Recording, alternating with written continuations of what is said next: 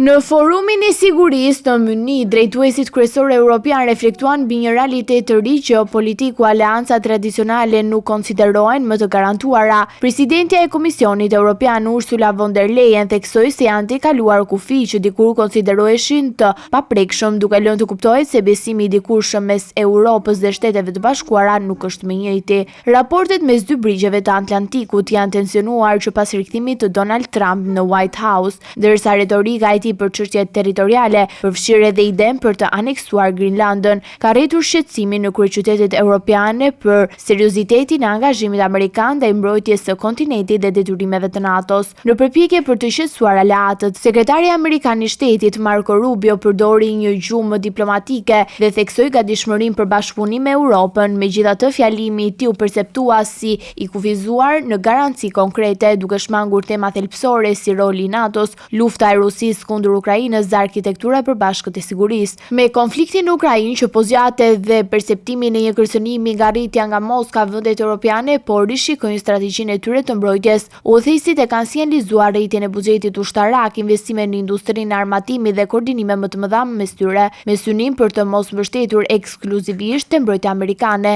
Në Munich, kancelari gjerman Friedrich Merz, presidenti francez Emmanuel Macron dhe kryeministri britanik Keir Starmer u shprehën në favor të krijimit të një shtylle europiane më të fortë brenda NATO. Sipas tyre, një Europë me aftë për të garantuar vetë sigurinë nuk është vetëm një domosdoshmëri strategjike, por edhe një mënyrë për të mbrojtur nga çdo ndryshim i papritur i politikës amerikane në të ardhmen. Mes pasigurive globale, mesazhi nga Muniu ishte i qartë: Europa synon të mbetet pjesë e aleancës me SBA-n, por njëkohësisht po përgatitet të qëndrojë më shumë në këmbët e veta.